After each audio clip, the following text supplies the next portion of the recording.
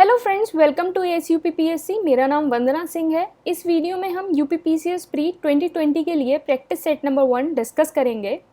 ये हमारा prelims 2020 test series and current affair course है। आप इस नंबर पर व्हाट्सएप करके इसको ज्वाइन कर सकते हैं। इसमें test series, current affairs, Uttar Pradesh GK, कुछ सेपरेट PDF और जो डेली क्विज जो कंपाइलेशन है जो हम टेलीग्राम पे करते हैं उसकी PDF भी इसमें होगी। जो हमारा 2019 का कोर्स था उससे 21 क्वेश्चंस आए हैं वर्ड टू वर्ड और इससे ज़्यादा एक्सप्लेनेशंस आए हैं।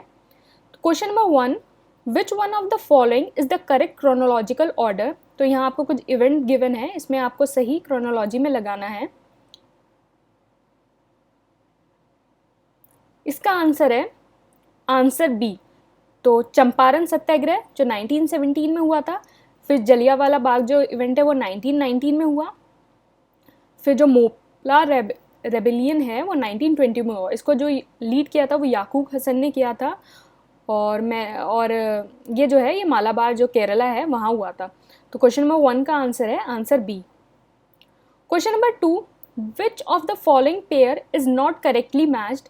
तो यहाँ आपको 4 ऑप्शन दे रखे हैं, इसमें से बताना है कि कौन सा पेयर है करेक्टली मैच नहीं है। इसका आंसर है आंसर ए। तो उस्ताद जो अमजद अली खां हैं वो एक क्लासिकल सरोद प्लेयर थे, ना कि तबला प्लेयर। तो क्वेश्चन नंबर 2 का जो है वो आंसर ए है। उस्ताद अमजद अली खान वो एक सरोद प्लेयर थे। Question number 3, on which of the following achievement does the UNDP human development report base it's rating of human development index HDI in respect of different countries? 1, life expectancy, 2nd, education attainment, 3rd, adjusted real income। तो यहाँ आपको कुछ ये बताना है कि जो UNDP की जो ह्यूमन डेवलपमेंट जो रिपोर्ट है उसमें जो HDI है वो किन किन बेसिस पे होती है। तो इसका आंसर है answer D, all of these. तो ह्यूमन डेवलपमेंट जो इंडेक्स है उसमें जो जिसके अंदर जो 3 इंडेक्स आते हैं वो एक होता है लाइफ एक्सपेक्टेंसी इंडेक्स जो होता है, एक एजुकेशन इंडेक्स होता है। एजुकेशन इंडेक्स में होता है एक्सपेक्टेड ईयर ऑफ स्कूलिंग और मीन ईयर ऑफ स्कूलिंग, और एक होता है हमारा एडजस्टेड रियल इनकम मतलब GNI पर कैपिटा। तो क्वेश्चन नंबर 3 का आंसर हो गया D, all of these. Question number 4, where is the headquarter of interpole.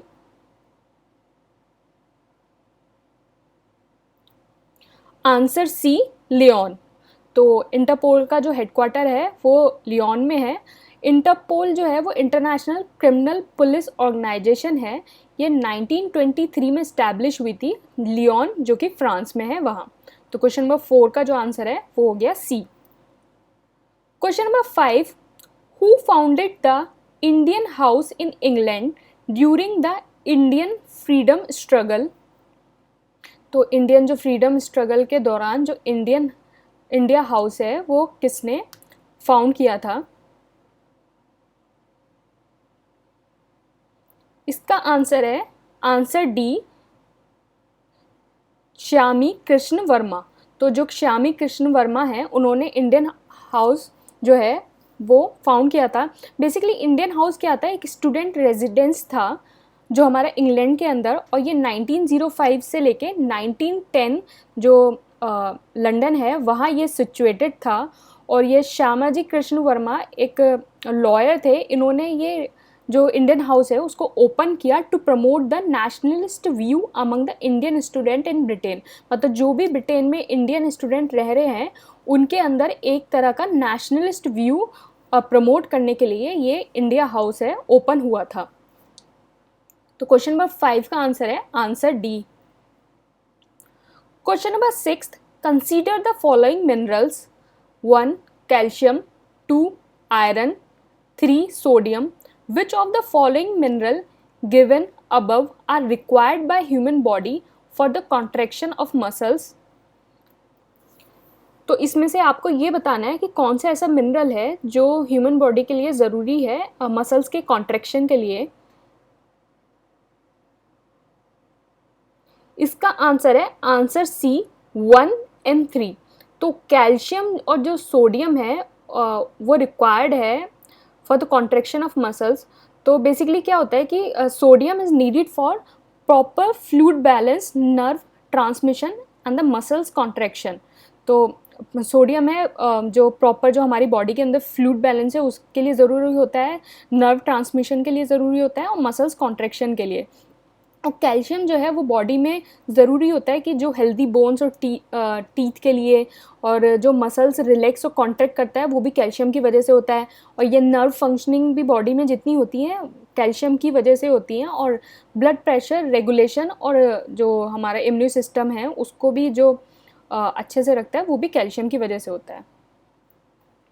तो ये हो गया हमारा, इसका क्वेश्चन नंबर 6 का आंसर हो गया answer C 1 and 3। Question number 7. Consider the following statement. 1. Chickenpox is caused by a bacterium. 2. Japanese encephalitis is caused by virus and spread by mosquitoes. तो यहाँ आपको ये ऑप्शंस गिवन है, इसमें से आपको बताना है कि कौन सा ऑप्शन सही है। तो इसका आंसर है आंसर बी 2 ओनली। तो सिर्फ जो हमारा सेकेंड स्टेटमेंट है वो सही है, फर्स्ट स्टेटमेंट गलत है क्योंकि जो चिकन पॉक्स है वो एक वायरस से होता है ना कि एक बैक्टीरिया से। और जो हमारा जापानीज़ इंसेफ्लाइटिस है वो एक वायरस से होता है, वो भी एक वायरस से होता है। और ये जो हमारा वायरस है वो फ्लावी वायरस है। बेसिकली ये क्लोजली रिलेटेड है, जो हमारा वेस्ट नाइल और सेंट लुइस इंसेफ्लाइटिस वायरस है उससे ये क्लोजली रिलेटेड है। और ये जो स्प्रेड होता है to human being through the bite of infected culex species जो मस्किटोज होते हैं उसकी ये बाइट से हमारा जापानीज़ इंसेफ्लाइटिस जो है वो स्प्रेड होता है। तो क्वेश्चन नंबर 7 का आंसर है B 2 only. Question number 8, which of the following statement is not correct. तो यहाँ आपको 4 स्टेटमेंट गिवन है, उसमें से आपको बताना है कि इसमें से कौन सा जो है वो करेक्ट नहीं है। पहला स्टेटमेंट है the last tirthankar of Jainas was the contemporary of Gautam Buddha. B the last tirthankar of Jaina was born at Rajgira. C Siddhartha was born at Lumbini. D the ancient town Shravasti is the modern Uttar Pradesh. तो इसमें से आपको बताना है कि कौन सा स्टेटमेंट सही नहीं है। तो इसमें जो है वो इसका आंसर है आंसर बी। जो बी है वो सही नहीं है क्योंकि जो हमारे लास्ट तीर्थंकर थे वो महावीर थे और वो वैशाली में उनका जन्म हुआ था, ना कि राजगिरा में। तो क्वेश्चन नंबर 8 का आंसर है B. Question number 9, which of the following statement is correct. इसमें से आपको बताना है कौन सा स्टेटमेंट सही है।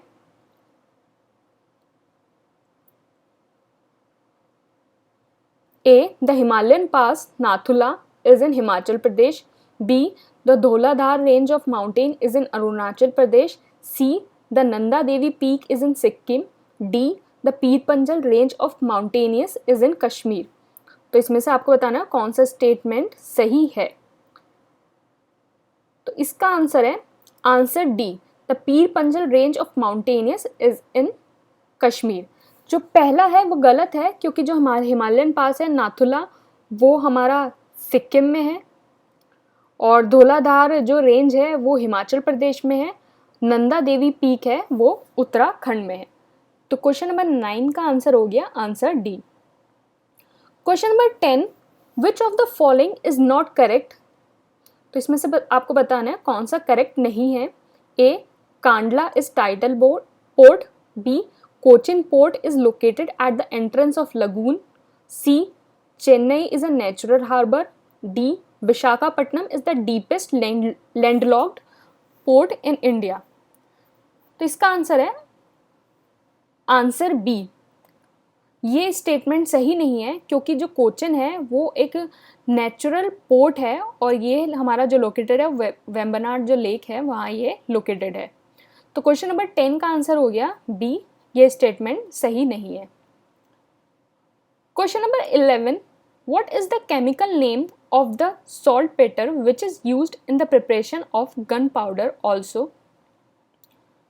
तो इसका आपको केमिकल नेम बताना है। इसका आंसर है आंसर सी पोटेशियम नाइट्रेट। तो क्वेश्चन नंबर 11 का आंसर हो गया C. Question number 12, two statement labelled as assertion and reason, select the answer using code given below. तो आपको यहाँ दो स्टेटमेंट गिवन है। असर्शन जो है वो है in the northern hemisphere wind get deflected to the left of their path, reason the rotation of the earth causes the wind in the direction,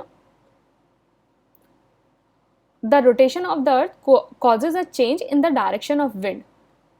तो इसमें आपको बताना है कौन सा सही है। तो इसका आंसर है answer A, both A and R true and R is the correct explanation of A. तो वो दोनों स्टेटमेंट सही हैं। जो नॉर्दर्न हेमिस्फेयर में क्या होता है, जो विंड है वो जो हमारी डिफ्लेक्ट होती है, जो उसका पाथ है उससे लेफ्ट हैंड साइड में वो डिफ्लेक्ट होती है। और ये इसलिए होता है क्योंकि जो हमारा रोटेशन ऑफ द अर्थ है उसकी, जो हमारा रोटेशन ऑफ द अर्थ है वेस्ट टू ईस्ट, उसकी वजह से ये डायरेक्शन, जो विंड की डायरेक्शन है उसमें ये चेंज आता है। तो क्वेश्चन नंबर 12 का आंसर हो गया A. Question number 13, match list 1 with list 2। तो यहाँ आपको लिस्ट 1 में कुछ ऑथर्स गिवन है, लिस्ट 2 में कुछ बुक्स गिवन है, तो इसको आपको मैच करना है।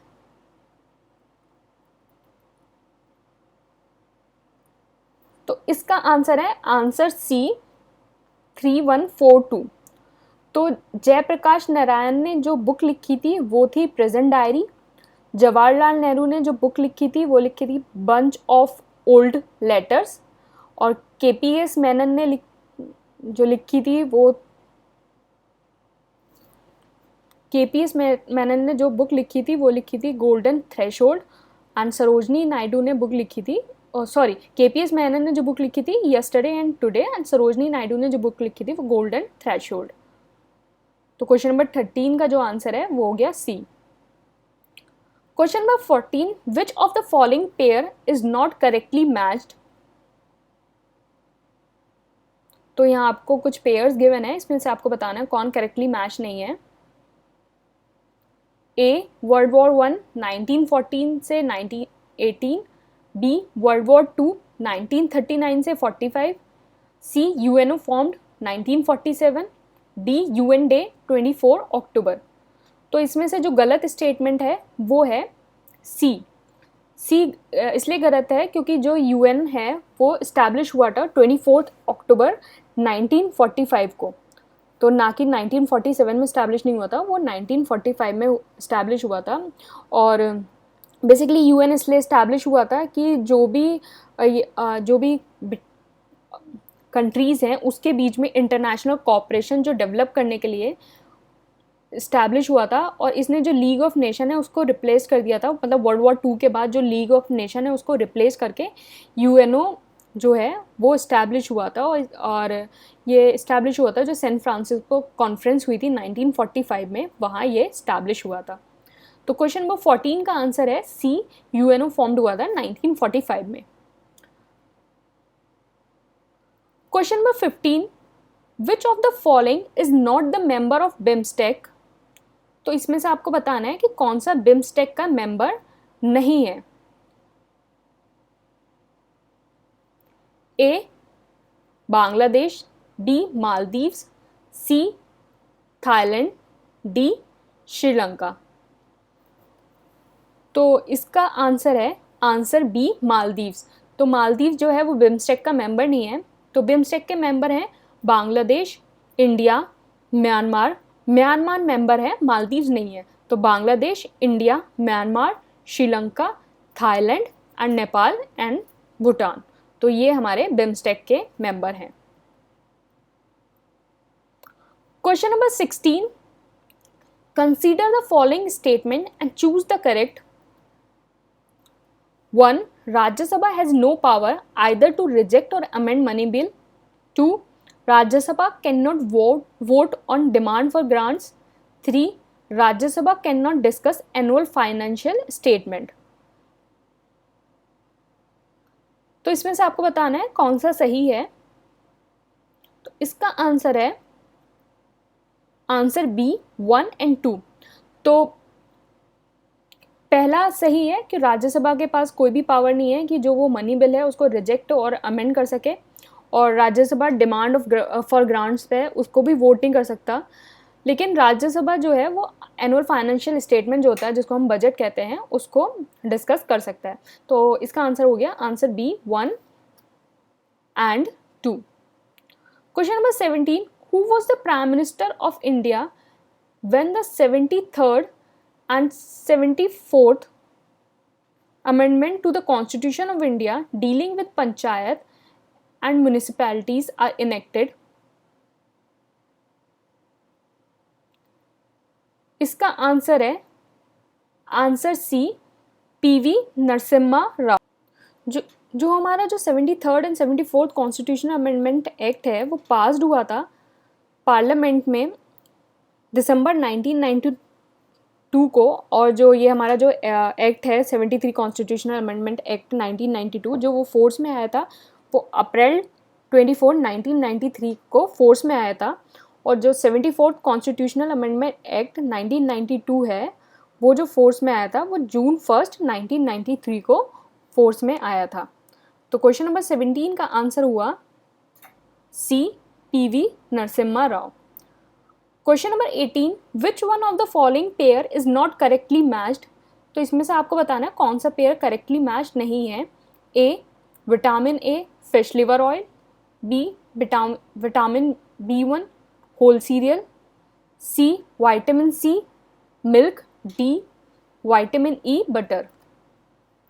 तो इसमें से आपको बताना है कौन सा करेक्टली मैच नहीं है। तो इसमें सी जो है विटामिन सी मिल्क है वो करेक्टली मैच नहीं है, क्योंकि जो भी हमारे सिट्रिक फूड होते हैं उसमें विटामिन सी होता है, मिल्क में नहीं होता है। Question number 19, which of the following statement is not correct? तो इसमें से आपको बताना है कौन सा स्टेटमेंट करेक्ट नहीं है। A during India's freedom struggle independence day was observed all over India on 26 January 1930। B SC Bose inaugurated the Government of Free India in Singapore in 1942. C. The Muslim League joined the Constituent Assembly in 1945. D. The Indian Independence Act 1947 was passed in British Parliament. तो इसमें जो statement सही नहीं है वो है answer C Muslim League join the constituent assembly 1945। तो basically क्या हुआ था, जो कैबिनेट मिशन प्लान है उसके तहत ये हुआ था कि एक कॉन्स्टिट्यूएंट असेंबली है वो एग्जिस्टेंस में आएगी। तो ये जब कॉन्स्टिट्यूएंट असेंबली एग्जिस्टेंस में आई कि नवंबर 1946 में एग्जिस्टेंस में आई, और इसके बाद एक इंटरिम गवर्नमेंट बनी। और फिर जो ये जो कॉन्स्टिट्यूएंट असेंबली है इसकी जो फर्स्ट मीटिंग हुई थी वो दिसंबर 1946 में हुई थी, और इसमें जो अटेंड किया था वो 211 मेंबर्स ने अटेम्प्ट किया था, और जो मुस्लिम लीग है उसने ये जो फर्स्ट मीटिंग है इसको बॉयकॉट कर दिया था। तो क्वेश्चन नंबर 19 का आंसर हो गया सी।